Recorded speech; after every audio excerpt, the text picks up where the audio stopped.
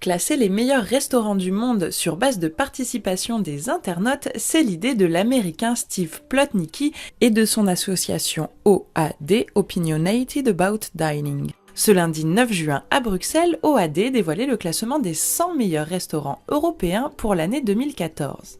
C'est la sortie du classement des 100 meilleures tables d'Europe qui est réalisé par un passionné américain, un épicurien, quelqu'un qui voyage toute l'année pour manger, c'est pour son plaisir, et qui s'est dit qu'en dehors des guides classiques, le Michelin, le Gourmet et toutes les listes aussi qui sont assez courantes aujourd'hui, qu'il y avait moyen de faire peut-être quelque chose d'autre sur Internet, et notamment de créer une liste qui est en fait une compilation de tous les feedbacks d'internautes, donc des clients lambda qui vont manger, mais qui peuvent exprimer leur avis sur des restaurants.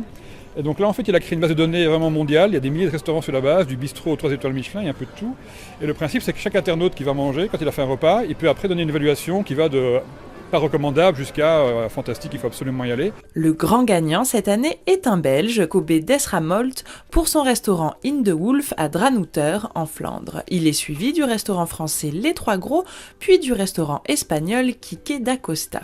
L'annonce des résultats était accompagnée d'un dîner gastronomique à la brasserie des Beaux-Arts où 11 chefs, belges et étrangers, proposaient un dîner de 18 services. Parmi ces chefs, on retrouve 2 Français installés en Belgique, Julien Burla et David Martin. Ce dernier revient sur la nomination de Kobe Desramolt. Et depuis qu'il a commencé, il est resté le même et il n'a cessé d'évoluer, de devenir, mais vraiment, pour moi, un des leaders, et peut-être pas uniquement de la cuisine européenne, mais quand même un des chefs marquants au niveau de la cuisine mondiale. Mais il a su rester toujours le même, c'est toujours le gars qui veut faire à manger un peu quelque chose d'accessible à tout le monde, à part bien sûr peut-être dans son étoilé, mais dans ses 2 autres établissements, Vitrine-à-Gand et Supérette qu'il a ouvert il y a quelques semaines, où il a fait une boulangerie où on peut manger dans un des plus grands chefs du monde une tartine pour 5 €. Donc c'est imbattable, tout simplement, et c'est amplement mérité.